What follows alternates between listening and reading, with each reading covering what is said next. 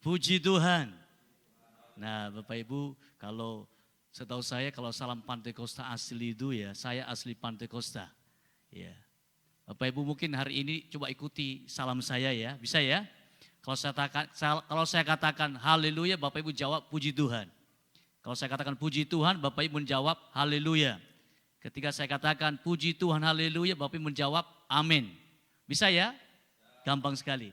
Haleluya. Puji Tuhan. Puji Tuhan, haleluya. Itu baru mantap ya.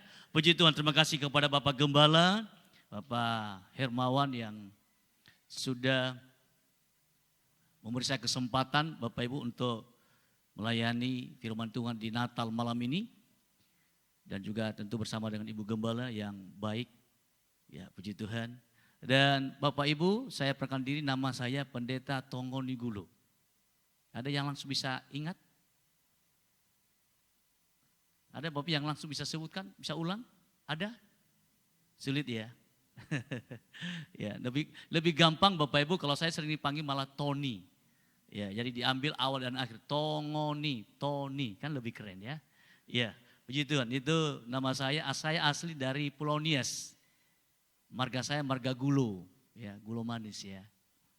Tapi bukan gulo manis artinya itu kalau dalam bahasa saya. Gulo itu dalam bahasa saya itu artinya ular saudara ya. Jadi hati-hati kalau dekat ya, bisa menggigit. Saya bawa anak saya yang cowok, saya punya anak 2, 1 cewek sekarang sedang kuliah di Widya Mandala Surabaya. Dan yang cowok masih kelas 2 SMA di Dharma Mulia Surabaya. Dan kami pelayanan di Surabaya, pasti Bapak Ibu tahu, daerah yang cukup dan sangat terkenal, namanya daerah Doli. Pernah Bapak Ibu dengar Doli? Pernah dengar Doli ya? Nah itu saya di sana Bapak Ibu. Jadi di gereja saya itu orang-orang yang di Doli itu bertobat, masuk ke gereja, bertobat, di depan gereja itu makam, namanya makam Putrajaya. Jadi di makam di depan, jadi komplit tempat saya. Mulai dari orang yang hidup kegelapan malam, masuk ke gereja bertobat, mati dikubur di depan gereja. Jadi nggak jauh-jauh saudara ya. Jadi Bapak Ibu kalau ke Surabaya, kalau ada waktu mampirlah di tempat pelayanan kami di Jalan Duku Kupang nomor 6. Kalau Bapak Ibu tahu Islamic Center atau TVRI, lurus-lurus saja ke sana ya. Nanti ada perempatan, kalau ke kanan jarak, jangan ke jarak, lurus saja. Paling dari situ 50 meter atau 100 meter, di sebelah kanan ada gereja di sana. Ya, puji Tuhan. Mungkin itu saja perkenalan saya Penggembala ya. Cukup ya. Puji Tuhan. Hari ini Bapak Ibu, mari kita belajar kebenaran firman Tuhan. Tema Natal kita di tempat ini hari ini yaitu menyambut Sang Raja ya. Menyambut Sang Raja. Mari dulu sama-sama kita baca di dalam Injil Matius pasal 2. Kita baca ayat 1 sampai ayat yang ke-12. Injil Matius pasal 2 ayat 1, ayat 1 sampai ayat yang ke-12. Kita baca bersama-sama. Ayo yang buka Alkitab, yang ada Alkitab, yang ada HP suci silahkan saja sama saja ya. Puji Tuhan. 1, 2, 3. Sesudah Yesus dilahirkan di Bethlehem di tanah Yudea pada zaman Raja Herodes, datanglah orang-orang Majus dari timur ke Yerusalem dan bertanya-tanya di manakah dia raja orang Yahudi yang baru dilahirkan itu.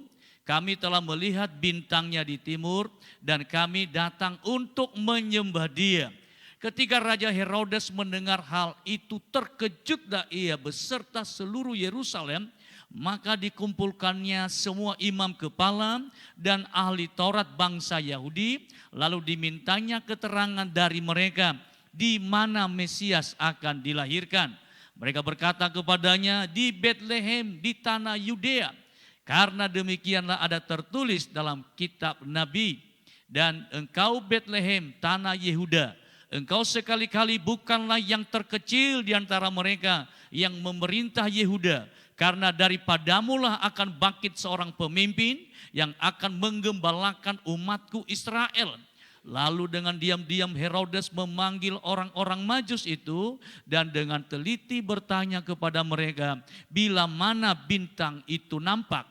Kemudian ia menyuruh mereka ke Bethlehem, katanya, pergilah dan selidikilah dengan seksama hal-hal mengenai anak itu, dan segera sesudah kamu menemukan dia, kabarkanlah kepadaku supaya aku pun datang menyembah dia.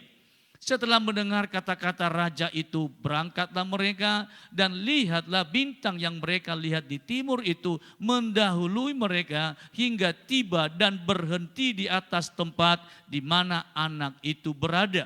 Ketika mereka melihat bintang itu sangat bersukacitalah mereka. Maka masuklah mereka ke dalam rumah itu dan melihat anak itu bersama Maria ibunya. Lalu sujud menyembah dia. Mereka pun membuka tempat harta bendanya dan mempersembahkan persembahan kepadanya. Yaitu emas, kemenyan, dan mur. Dan karena diperingatkan dalam mimpi supaya jangan kembali kepada Herodes, maka pulanglah mereka ke negerinya melalui jalan lain. Amin. Puji Tuhan, Bapak Ibu yang dikasihi Tuhan. Ketika tadi saya datang ke sini bersama dengan anak saya dari Surabaya jam 12. Karena lebih baik lebih baik cepat daripada terlambat. Ya, Bapak Ibu, di gereja saya, di tempat saya 2 kali ibadah. 6:30 pagi sama 9:30. Dan Bapak Ibu, saya melihat jemaat di sana ya, di tempat saya. Karena saya kasih mereka pengajaran, saya mengatakan ya, memang kadang-kadang yang telat-telat itu kan yang keluarga muda. Saya mengatakan sama mereka, kamu gak malu sama Tuhan tak? Mana lebih baik, kamu menunggu Tuhan atau Tuhan yang menunggu kamu? Siapa yang lebih hebat? Kalau presiden datang, seluruh audiens itu datang terlambat atau lebih datang 1 jam sebelumnya. Dan mereka semua menjawab sama-sama. Semua yang datang duluan, para peserta baru datang presidennya. Dan saya mengatakan yang datang hari ini bukan presiden, tapi raja di atas segala raja. Jadi saya belajar untuk tidak terlambat dalam kegiatan gereja. Amin.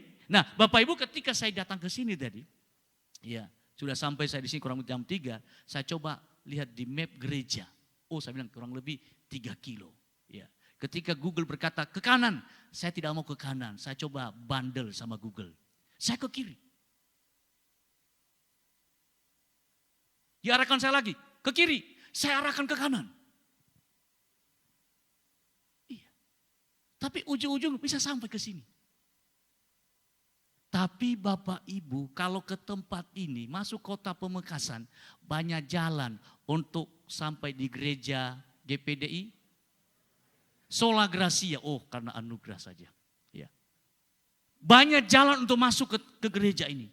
Tapi saya pastikan kepada Bapak Ibu, untuk sampai ke sorga tidak banyak jalan. Hanya satu, yaitu Yesus saja. Amin. Tidak banyak jalan. Kalau ke gereja ini banyak jalan alternatif yang Bapak Ibu bisa pilih. Bisa melawan arah, artinya Google mengarahkan ke kanan, Bapak Ibu bisa bandel melawan ke kiri. Ujung-ujung nanti bisa sampai ke sini. Tapi kalau masuk ke sorga tidak boleh bandel, karena hanya satu jalan, yaitu Tuhan Yesus saja. Amin. Amin Bapak Ibu. Nah, puji Tuhan, hari ini Bapak Ibu dalam ayat yang sudah kita baca, saya pastikan bahwa Bapak Ibu sudah sering kali mendengar khotbah Natal, apalagi tentang orang Majus ini. Jadi hanya sepintas nanti saya sampaikan ini, Bapak Ibu, saya nanti banyak ke aplikasi ya. Ya. Bapak Ibu kalau menyambut Sang Raja, di ayat ini saja saya memberikan 3 tokoh dalam ayat ini. Pertama, Raja Herodes, kedua, para Majus, dan yang ketiga, para imam dan ahli Taurat. Nah, Bapak Ibu yang dikasihi Tuhan, saat ini Bapak Ibu coba kita melihat tentang Herodes. Bagaimana cara Herodes menyambut bayi Yesus, menyambut kehadiran Yesus, menyambut lahirnya Yesus di dalam dunia ini. Tadi kita sudah baca Bapak Ibu, berita pertama dalam pasal ini, orang Majus yang dari timur, diperkirakan daerah Babelonia. Kalau sekarang mungkin daerah Irak itu Bapak Ibu. Jadi jaraknya begitu jauh. Kita tidak tahu berapa lama mereka dalam perjalanan. Tapi kita menemukan di ayat yang sudah kita baca tadi. Para Majus mereka menemukan Yesus bukan di kandang. Tapi di sebuah rumah. Berarti sudah keluar dari kandang. Kita tidak tahu. Tapi yang bisa kita tahu nanti Bapak Ibu. Ketika Herodes tahu bahwa dia sudah ditipu oleh para Majus, tidak kembali lagi ke Yerusalem, maka Herodes mempertimbangkan 2 tahun. bayi itu, besarnya bayi itu 2 tahun. Itu makanya dia memerintahkan untuk membunuh bayi 2 tahun ke bawah. Berarti bayangkan begitu jauhnya para Majus untuk pergi mengikuti bintang itu. Bapak Ibu yang dikasihi Tuhan, kalau kita belajar dari Herodes pertama, kita melihat itu siapa? Itu Herodes. Pada waktu itu Bapak Ibu, Herodes ini raja yang ada di Yudea. Dia raja kecil lah, karena masih di atasnya ada Romawi yang menjajah mereka. Tapi Herodes ini yang berkuasa di daerah Galilea di mana Yesus ada ini masih daerah kekaisaran Romawi. Dan Bapak Ibu ketika berita itu dia dengar dari para Majus, maka Herodes justru bukan bersuka cita. Yang pertama Herodes terkejut. Wah, kalau dia mungkin ada penyakit jantung, saya pastikan jantungnya bisa berhenti. Ya Bapak Ibu jangan kaget-kaget saudara ya. Kalau Herodes ini kaget Bapak Ibu. Bukan kaget karena ada sesuatu hal yang membuat dia sukacita. Tidak. Tapi Herodes kaget karena dia berkata ini ancaman baru. Dalam pemerintahanku. Dalam jabatanku. Ini ancaman yang bisa mengambil tahtaku. Itu sebabnya dia sangat terkejut. Bukan karena dia sukacita. Tapi perhatikan ketika tadi dia dengar informasi dari raja, dari para Majus. Dia panggil orang-orang Majus itu. Bilang manakah engkau tahu tentang hal itu? Dari mana engkau tahu tentang hal itu? Dan para Majus berkata kami sudah tahu bintangnya dari timur. Dan kami datang untuk menyembah dia. Bapak Ibu kalau kita melihat Herodes ini gambaran anak Tuhan. Justru munafik loh Bapak Ibu. Dia berkata kepada Majus, selidiki. Nanti kalau sudah ketemu, sampaikan kepada saya, biar saya datang untuk menyembah. Apa betul seperti itu? Munafik Bapak Ibu. Mohon maaf ya. Bapak Ibu bisa tidak tersinggung Bapak Ibu ya. Saya orang Sumatera, ngomong apa adanya saja. Jangan-jangan dalam gereja masih banyak munafik. Model Herodes. Rupanya kelihatan kalau ibadah, waduh mukanya muka manis Bapak Ibu. Manis semua. Padahal barusan tadi dari rumah suami istri bertengkar. Gara-gara istrinya terlambat. Ya, tahu ya, saya tahu nasib bapak-bapak ya. Kalau sore ya beda barangkali ya. Kalau pagi bapak-bapak ya, ibu-ibu ya, punya sejarah yang sama dengan bapak-bapak ya. Bapak-bapaknya sudah tunggu setengah jam, ibu-ibunya masih make upan terus. Bapaknya bilang, ayo mam, se. Ini sebentar lagi, Mak. Pergi ke gereja. Itu sudah rame. Tapi nanti ketika ketemu sama gembala. Ditanya Pak Gembala, apa kabar Pak? Oh baik Pak. Padahal istrinya barusan diomelin. Istrinya juga dia pasang muka cerah, muka ceria, pada barusan diomelin, barusan sakit hati sama suami. Datang ke gereja, memang duduk berdampingan, tapi saling menyerong satu dengan yang lain. Kalau Herodes terkejut, dia berkata aku datang untuk menyembah dia. Padahal pikirannya, oh di mana bayi itu ada yang menjadi sainganku, aku akan bunuh dia. Bapak Ibu saya mengatakan jangan miliki sikap Herodes ya. Dalam usaha Bapak Ibu, mungkin ini jualan nasi goreng, biar no.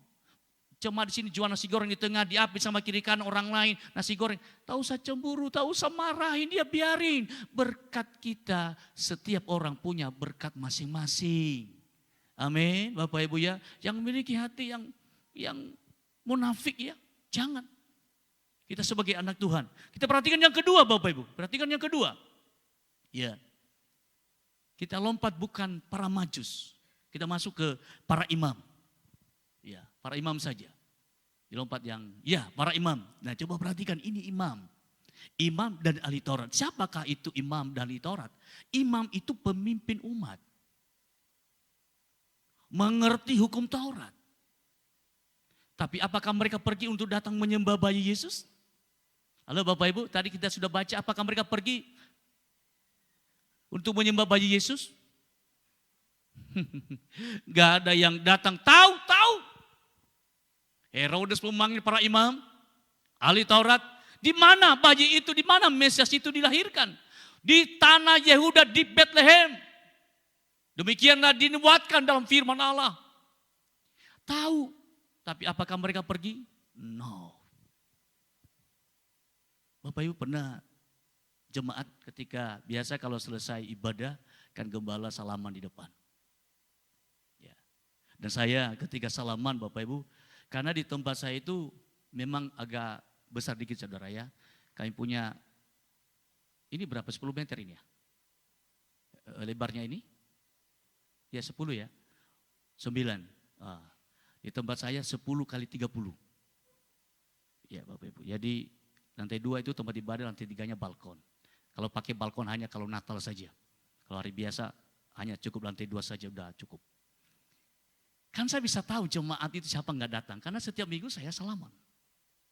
Ya. Ketika pulang saya salaman. Maka ketemu sama saya seorang bapak. Sama suami istri. Pak, Bu, kemarin minggu nggak ibadah kelihatannya ya. Oh iya Pak Gembala.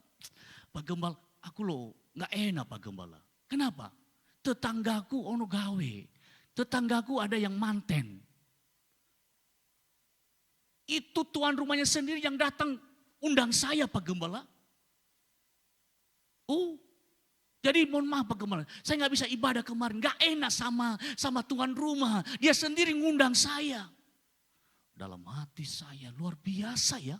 Tuan rumah langsung mengundang, sudah nggak mau ke gereja. Ini kebanyakan model para imam dan ahli Taurat. Sudah tahu hari ibadah, sudah tahu ada undangan daripada Tuhan. Tapi enggan untuk datang beribadah. Enggan karena kenapa? Enggan karena undangan yang mengundang orang rumahnya sendiri, tuan rumahnya sendiri. Bapak Ibu coba berpikir yang sehat Bapak Ibu.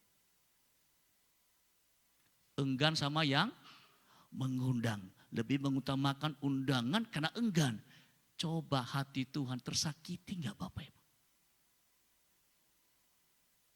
Bayangkan, kalau saya Tuhan mengundang kita, apakah Bapak Ibu mau datang? Saya bisa katakan setiap saat Tuhan mengundang kita, bagaimana cara kita menyambut Tuhan itu? Kadang-kadang cuma sepele, masalah sepele, enggan kepada orang lain, enggan kepada tuan rumah, tapi tidak enggan kepada sang raja kita. Ini kan menurut saya ini model para imam. Model ahli-ahli Taurat mengerti firman Allah. Tapi enggan datang menyambut sang raja. Mereka tahu di mana lahir bayi itu. Mereka tahu di Bethlehem Yehuda. Tapi mereka enggan untuk pergi menyembah ke sana. Mengapa mereka enggan? Karena saya kasih contoh tadi. Lebih enggan kepada undangan daripada undangan Tuhan. Tapi jemaat di tempat saya pastikan lebih enggan kepada Tuhan daripada undangan sesama manusia. Amin. Karena kita menyambut bukan pengantin yang manusia, tapi kita ini Bapak Ibu mempelai sorganya Tuhan. Amin. Kita ini mempelai wanita Bapak Ibu. Setiap saat Tuhan menanti kedatangan kita. Dan jemaat di tempat ini tidak pernah enggan kepada orang lain, tapi hanya enggan kepada Tuhan. Amin Bapak Ibu. Ya, para ahli Taurat beda saudara.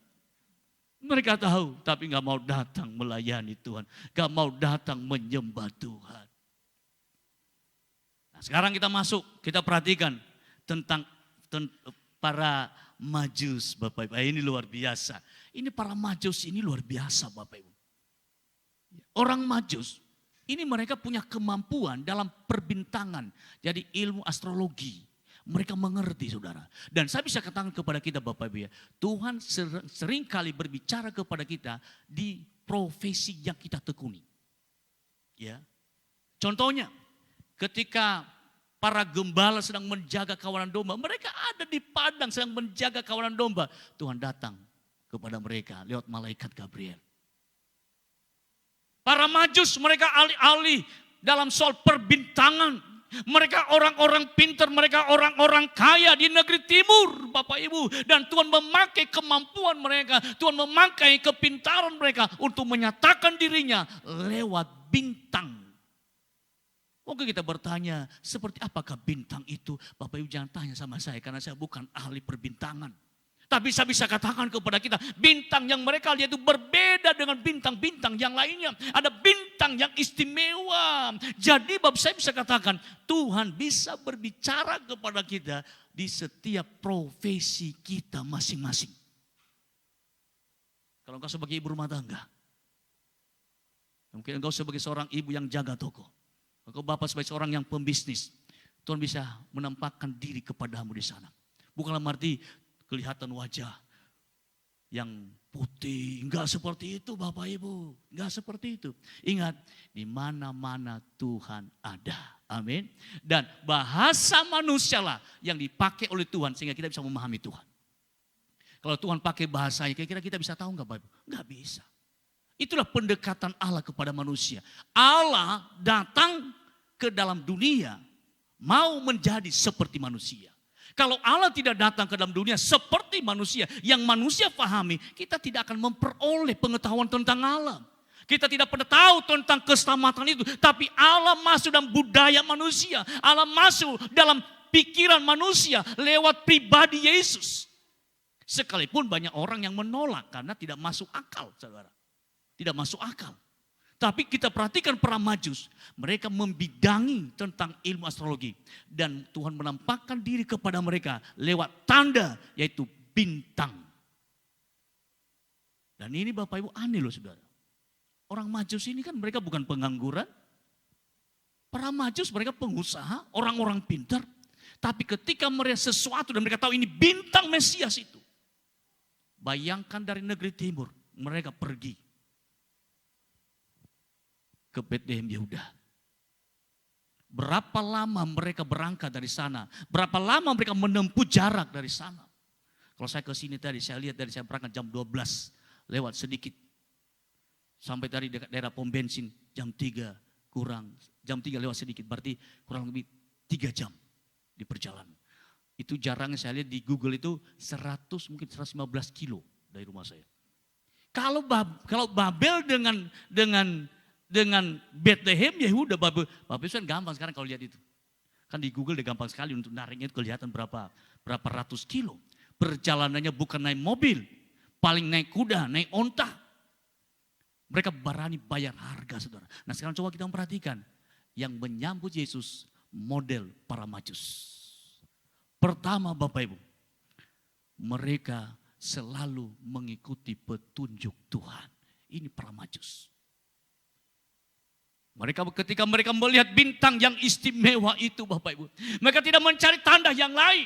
Tapi mereka mengikuti tanda itu. Mengikuti di mana perginya tanda itu. Mereka ikutin semua terus. Sampai di Yerusalem. Dan mereka bertanya kepada Raja Herodes. Di mana Mesias itu dilahirkan. Sepertinya kehilangan jejak sementara waktu. Sepertinya apa yang mereka ikutin sudah tidak ada jejak. Sepertinya mereka terlepas dari jejak bintang itu. Tadi kita baca mereka datang ke Yerusalem. Mereka tidak menemukan, mereka bertanya di mana bayi itu. Tetapi Bapak perhatikan para Majus. Di sini kita melihat pertama, para Majus selalu mengikuti petunjuk daripada Tuhan. Yang kedua Bapak Ibu yang dikasihi Tuhan. Perhatikan ketika mereka melangkah, maka bintang itu muncul di depan mereka. Ya, Bapak Ibu saya punya pengalaman. Ya, pertama saya ketika merintis di daerah Gresik Bapak Ibu, namanya itu Kecamatan Menganti. Tahun 2005 saya di sana. Bulan April 2005. 5 tahun kemudian saya katakan masa saya kontraktor terus. Ngontrak rumah terus, capek ngontrak rumah. 1 tahun pindah, 1 tahun pindah. Dan saya mengatakan saya ingin melihat bagaimana cara Tuhan memberkati saya. Saya ini kalau nekat, saya paling nekat Bapak Ibu. Paling nekat. Saya pergi 11 orang, saya lihat rumahnya bagus di pojok 10 kali 15. Saya tawar rumahnya. Ya, kami kumpul dana jemaat 6 bulan, hanya 1 juta kami kumpul. Karena jemaat paling ibadah 7 sampai 10 orang saja. Kami kumpul uang 1 juta saja. Iya, saya datang ke Bapak namanya Bapak Nap. Ya, Pak, saya mau beli rumah Bapak. Oke Pak Tony, deal. 123 juta. Itu tahun 2010. Sudah 5 tahun. 2010. 123 juta. Waktu itu saya dapat berkat, semua total yang kami simpan uang sama jemaat 10 juta. Dan waktu itu saya sama istri saya, Bapak Ibu, dan istri saya berkata begini, kami janji, kapan sisanya bayarnya? Saya mengatakan waktu itu Bapak Ibu yang dikasih Tuhan, saya bilang 2 minggu. Sampai istri saya itu dia cubit saya, Pak, 2 minggu kumpul 1 juta aja 6 bulan. Saya bilang, Mah, no bikin malu ay. Tahu saya guyonan di sinilah. Bapak Ibu maksud suami istri saya itu, Pak dari mana dapat 2 minggu? Woi dari mana? Tapi Bapak Ibu, waktu itu saya tidak tahu apa saya latah, saya tidak tahu. Tapi saya mengatakan, Mama ini tak usah sama dia, biasa yang ngomong, tak usah. Kamu ganggu. 2 minggu. Oke, deal. Di tengah jalan pulang Bapak Ibu, karena dia seorang tentara itu, Pak Nabi itu. Ketika saya sampai di rumah, istri saya sudah mulai mencucu, sudah ngomel. Mau itu enggak pakai ini. Aduh, istri ngomong sama suami gitu, enggak pakai ini kamu. Dari mana kamu ambil uang sisa segitu banyak dalam waktu 2 minggu? 2 minggu? 2 minggu? Itu makanya tadi saya korek-korek tuh pinggangmu, kamu malah marahin saya. Wah, saya sudah mulai mikir, berarti ini cara Tuhan. Bapak Ibu yang dikasih Tuhan, betul loh saudara. Betul, 2 minggu 1 orang saja yang ngasih saya uang. Seorang yang ada di Citraland. Sampai sekarang saya sudah ketemu orang. Karena waktu itu saya diminta pelayanan di Full Gospel. Ketika saya pelayanan, saya dikasih berkat sesuai dengan nominal itu.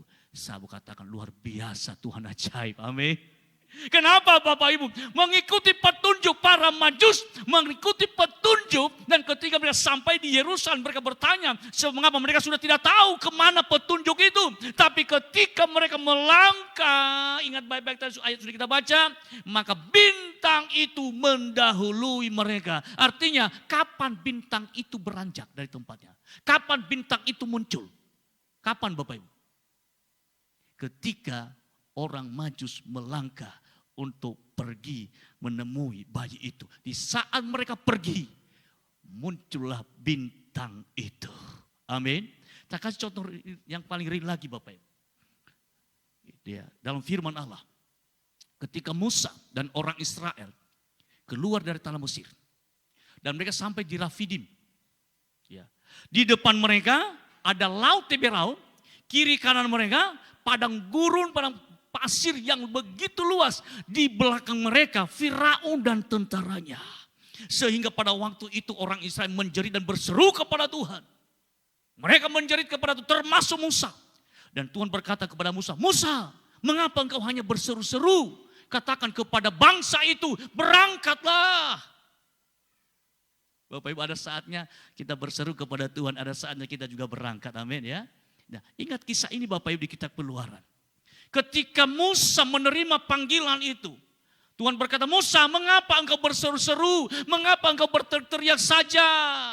Suruh bangsa itu pergi. Pertanyaannya Bapak Ibu, kemana bangsa itu pergi? Kemana Bapak Ibu perginya? Ke depan kan? Nah, di depan ada apa di depan? Laut Teberau. Logika masuk enggak Bapak Ibu? Di dalam Tuhan itu hal-hal yang seperti itu enggak masuk akal. Tapi ketika Musa berkata, oke. Dia berkata, ayo maju. Bayangkan ketika mereka melangkah. Di Keluaran pasal 14. Ketika mereka melangkah Bapak Ibu. Maka tiang awan yang di depan orang Israel. Penunjuk jalan beralih ke belakang. Ketika orang saya melangkahkan kakinya, maka tiang awan penunjuk jalan bukan lagi berfungsi sebagai penunjuk jalan, tapi berfungsi sebagai benteng. Berfungsi sebagai benteng yang membentengin antara Firaun dan Israel. Sehingga semalam-malaman mereka tidak bisa melihat ke depan. Kenapa? Ada tiang awan yang membatasi jarak antara Israel dan Firaun. Bapak Ibu yang dikasih, kapan tiang awan itu beranjak? Saat kapan? Ketika orang Israel melangkahkan kakinya maju ke arah Laut Tiberau, sekalipun itu secara logika, gak mungkin lah. Kadang-kadang perintah Tuhan itu aneh bin ajaib. Masa menyuruh orang Israel melewati jalan di depan? Tapi kalau itu perintah, kalau itu petunjuk, melangkahlah. Amin. Tembok bisa menjadi pintu bagi kita.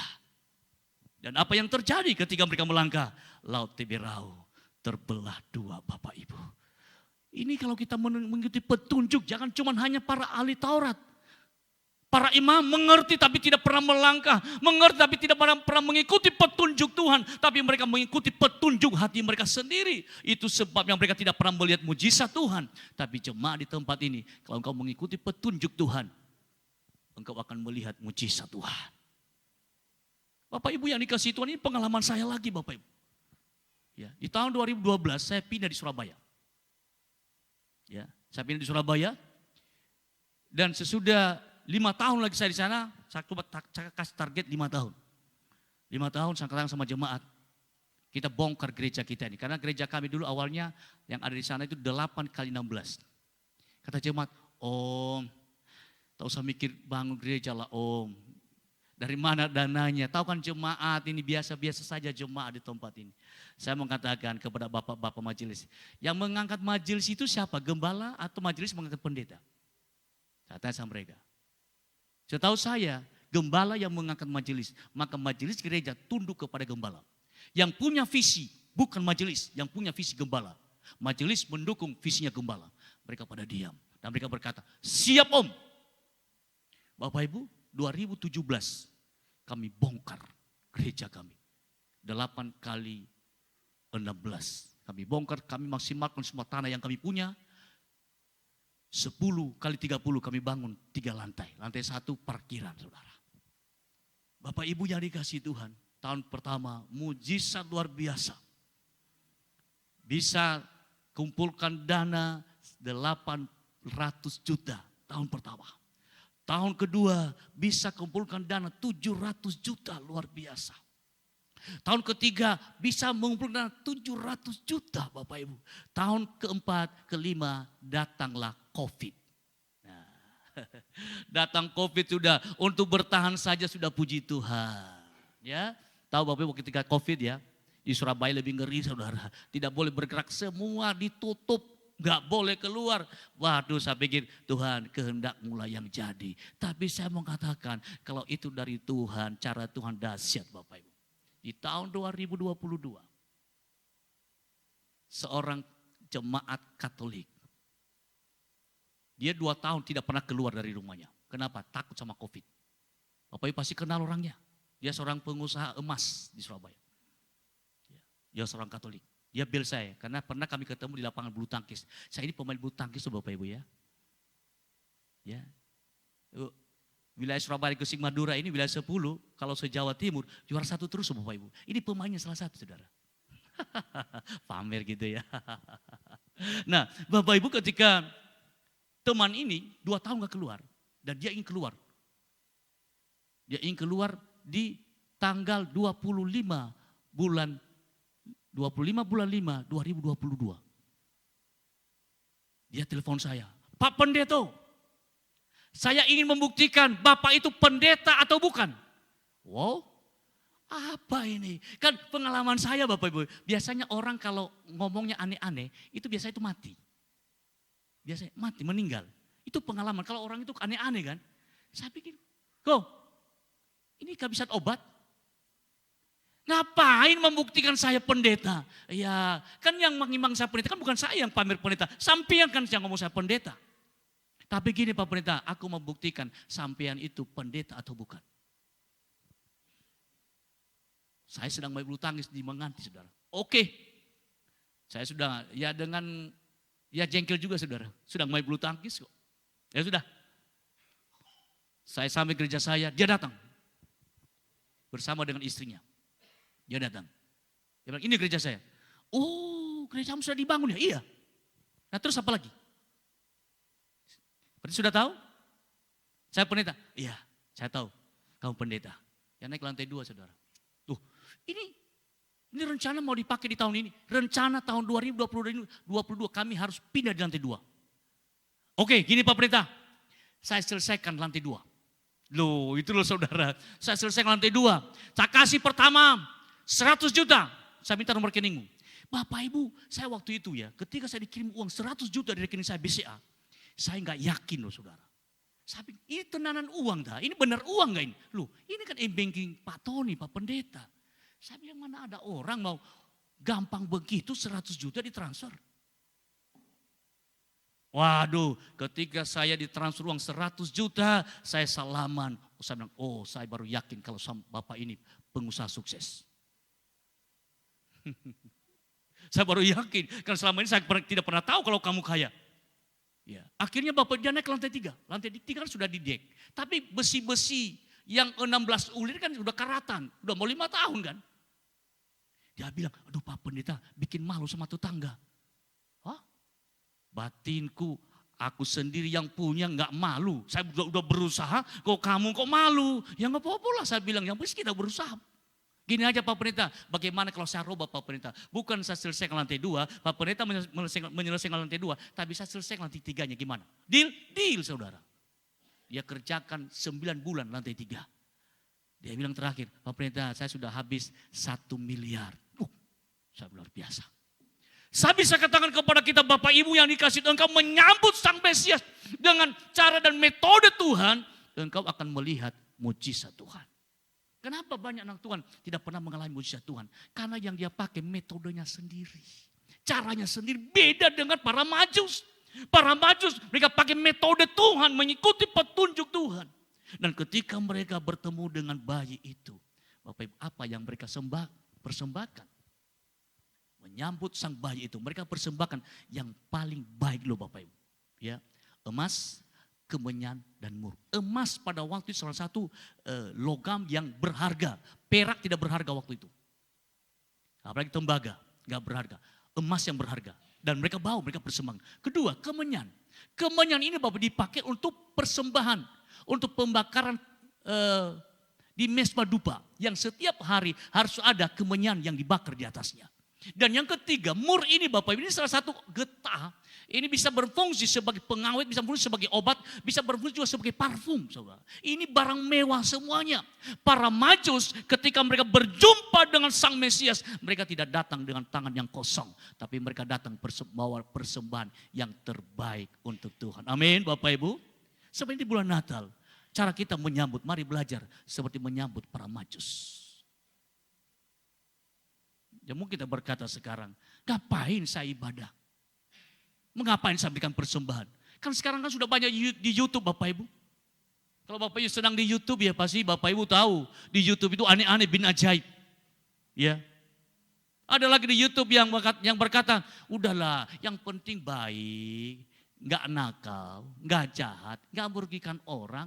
Masakan Allah yang maha kasih tidak akan membawa ke surga. Tunggu dulu Bapak Ibu. Jangan seenak. Ya, tidak segampang itu kekristenan. Tapi saya beritahukan kepada kita konsep yang benar pada hari ini. Saya beri ke kita konsep yang benar tentang kekristenan saudara. Ya, yang pertama Bapak Ibu yang dikasihi Tuhan. Kita harus memahami perbedaan kepercayaan Kristiani dengan yang lain. Kalau yang lain saudara, mereka mencari keselamatan. Ya, mereka berusaha mencari keselamatan. Tapi dalam iman Kristen kita bukan mencari keselamatan, tapi Allah yang datang menawarkan keselamatan. Amin. Ini konsep yang harus Bapak Ibu tahu dulu. Ya, konsep yang harus Bapak Ibu tahu. Saya mengatakan sekali lagi, konsep keselamatan di dalam kekristenan sangat berbeda dengan konsep keselamatan kepada kepercayaan lain. Kalau kepercayaan yang lain, mereka berusaha untuk mendapatkan keselamatan.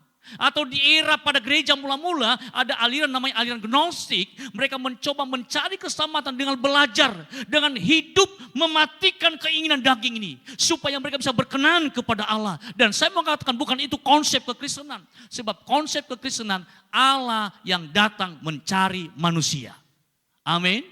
Itu makanya dikatakan karena begitu besar kasih Allah akan dunia ini sehingga ia mengaruniakan anaknya yang tunggal supaya setiap orang yang percaya kepadanya tidak binasa melainkan beroleh hidup yang Kekal, ini konsep yang benar. Jadi Bapak Ibu, saya mengatakan hari ini, kalau Bapak Ibu ibadah, Bapak Ibu melayani, tadi Bapak Ibu memberikan persembahan, bukan untuk masuk surga. Yakin? Apa masih bingung? Coba dulu saya minta ditayangkan ayat dulu, tolong ya. Efesus pasal 2, ayat 8. Efesus pasal 2. Kitab Efesus pasal 2.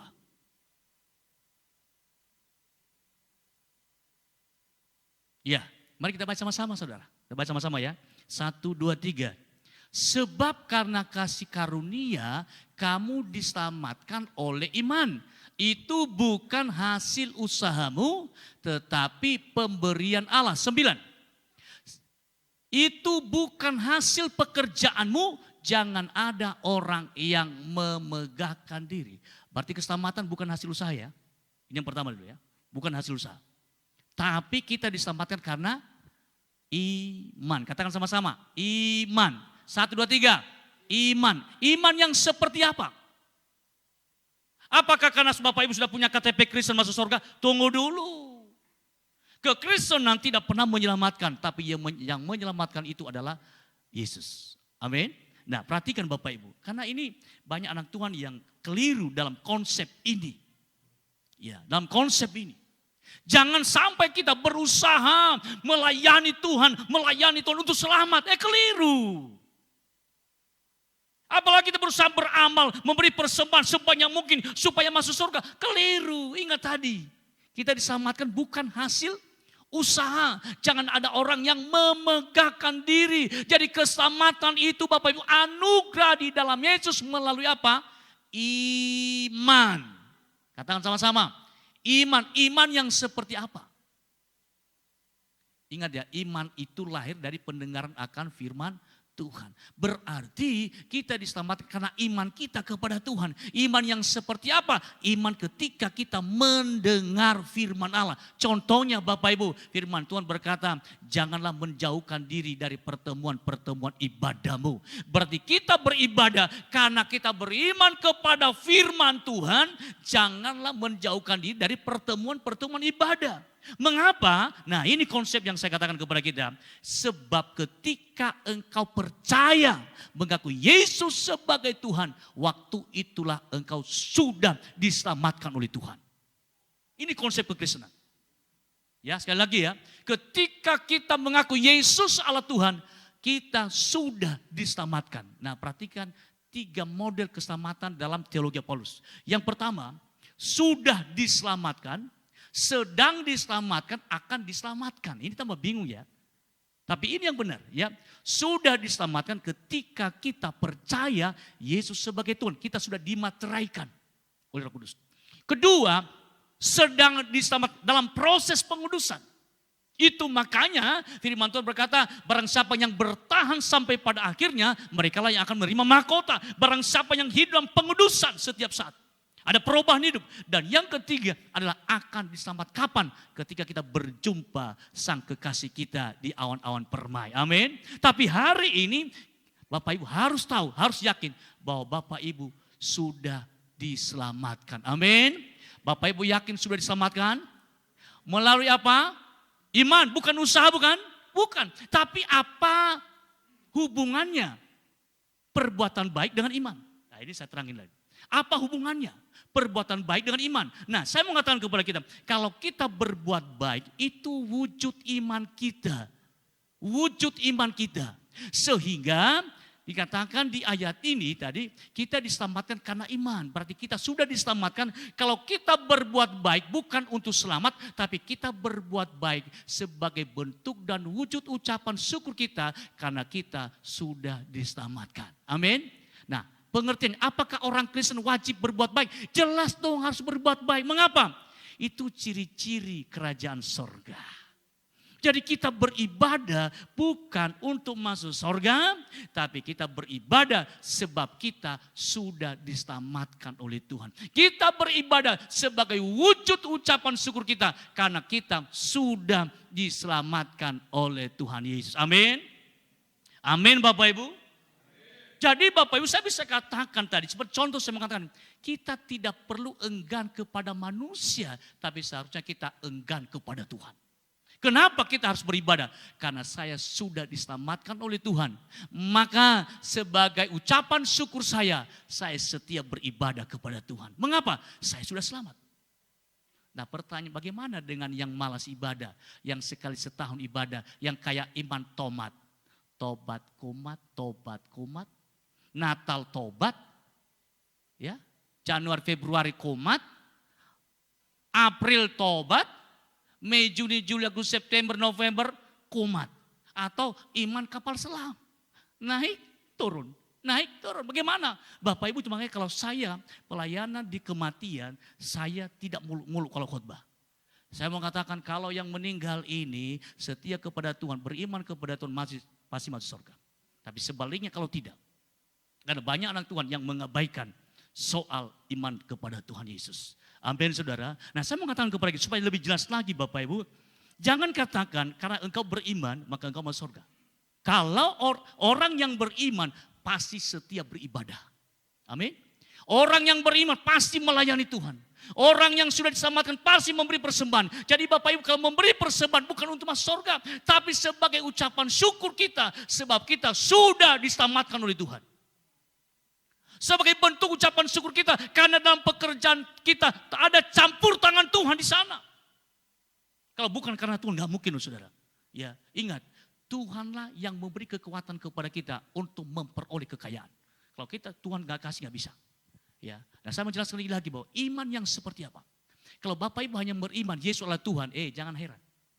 Iblis lebih ngeri lagi. Iblis itu tahu Yesus itu anak Allah. Ketika dia tahu nama Yesus, iblis itu gemetar saudara, gemetar. Saya mau tanya, kalau anak Tuhan kira-kira gemetar gak dengan nama Yesus? Boro-boro. Malah tersandung darah Yesus. Iya kan? Kalau iblis Bapak Ibu, dia mendengar nama Yesus, dia gemetar, takut. Dia tahu Yesus adalah Allah, dia tahu. Tapi dia tidak beriman kepada Tuhan. Nah contohnya Bapak Ibu, saya kasih contoh supaya kita lebih jelas mengerti ini. Ya, Bapak Ibu pernah ada satu akrobat, seorang yang akrobat namanya Bolding saudara. Yang menghubungkan Amerika dengan Amerika Latin. Ada jurang yang begitu dalam, maka dia coba pasang patok di sana, patok di sini dan dikasih tambang di atasnya. Ya, dan dia berjalan di atas tali itu Bapak Ibu. Namanya Bolding. Ya. Dan ketika dia mau berjalan, dia bawa gerobak. Dia bertanya sama penonton di sini. Hai Bapak Ibu para penonton, Bapak Ibu yakin gak saya bisa ke sana? Ya mereka masih belum yakin, belum lihat kan? Biasanya itu. Oke, Bolding itu sama gerobaknya dia bawa saudara. Sampai di seberang saudara. Orang-orang para tepuk tangan, luar biasa. Dia bertanya di sini, Bapak Ibu penonton, Bapak Ibu yakin gak saya bisa menyeberang ke sana? Kira-kira jawabannya apa Bapak Ibu? Apa jawabannya? Yakinlah, kan sudah tahu tadi. Bawa gerobak, yakin kan? Tapi pertanyaan kedua, kalau Bapak Ibu yakin, ayo siapa yang ikut di atas gerobak saya ini? Biar saya dorong sampai ke sana. Semua pada diam. Ada yang berpikir, aku baru menikah. Yang satu, aku baru beli ruko. Anakku baru lahir. Tunggu dulu. Kalau jatuh gimana? Maka ada seorang anak kecil. Saya. Anak kecil sudah. Dia naik di atas gerobak. Maka Bapak Bolding dia bawa ke seberang. Sampai ke sebelah saudara. Sampai ke sebelah. Akhirnya para wartawan datang. Mereka heran. Dan mereka bertanya kepada anak, Dek, mengapa kamu berani sekali? Kamu gak takut mati dah? Anak kecil ini berkata apa? Loh, mengapa saya takut? Itu loh Bapakku. Gak mungkin Bapakku mencelakakan saya. Saya tahu dia bertanggung jawab atas hidupku. Anak kecil itu, kenapa? Dia yakin kepada Bolding karena Bolding bapaknya. Dia tahu bapaknya tidak akan mencelakakan dia. Saya mau tanya kepada kita, Bapak Ibu, mana iman yang menyelamatkan? Iman anak kecil itu atau iman para penonton? Ayo dijawab Bapak Ibu, mana iman yang menyelamatkan? Ayo dijawab dengan keras. Mana iman yang menyelamatkan? Iman anak kecil ini atau iman para penonton? Anak kecil, kita ada di mana Bapak Ibu? Kita ada di mana? Ayo, Bapak Ibu ada di mana? Kalau engkau beriman kepada Tuhan, engkau pasti hidup melakukan firman Allah. Katakan amin. Kalau hanya tahu, hanya percaya Yesus Allah Tuhan, iblis di Yakobus tahu dan percaya, dia gemetar. Jadi jangan hanya punya KTP Kristen ya, jangan bangga ya. Tapi banggalah ketika engkau hidup di dalam imanmu. Apa yang engkau dengar, apa yang engkau imanin dalam firman Allah, engkau lakukan seperti para majus. Ketika mereka mendengar Mesias lahir di Betlehem Yehuda, mereka tidak hanya euforia semata. Mereka bukan cuma hanya persiapan-persiapan, tapi mereka datang bertemu. Tapi ketika mereka bertemu dengan Sang Mesias, mereka datang menyembah Sang Mesias itu. Hari ini Bapak Ibu, jangan hanya terpesona dengan Natal, tapi nikmatilah Natal, sambutlah Natal. Seperti seorang anak kecil ini tadi yang punya iman yang hidup. Sehingga imannya bukan iman yang mati, tapi iman yang menyelamatkan. Iman yang menyelamatkan itu adalah iman yang percaya satu-satunya Yesus Tuhan dan Juru Selamat. Dan mempercayakan hidupnya kepada Yesus adalah Tuhan. Amin Bapak Ibu. Puji Tuhan, semoga malam ini Bapak Ibu diberkati lewat firman Tuhan. Mari kami minta pemain musik, kita datang kepada Tuhan. Pujian dan syukur ku bawa padamu, ku bawa padamu. Amin, haleluya. Dengan rendah hati ku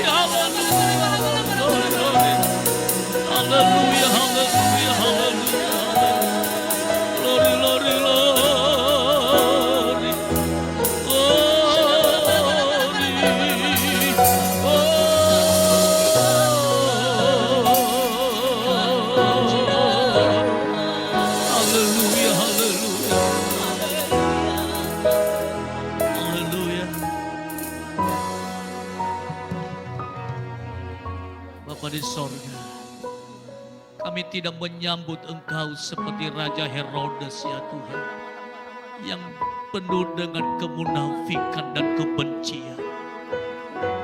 Kami tidak mau menyambut Engkau seperti ahli Taurat para imam, yang mengerti firman Tuhan, yang mempelajari firman Allah, yang melayani umat Tuhan. Tapi mereka enggan datang menyembah Tuhan. Mereka tidak datang menyembah kepada-Mu.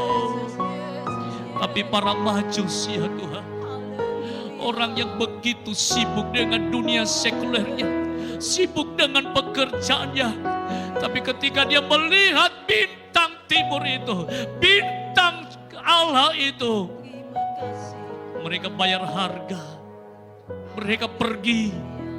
Mereka berangkat dari tanah yang begitu jauh. Mereka berusaha untuk menemui bayi itu.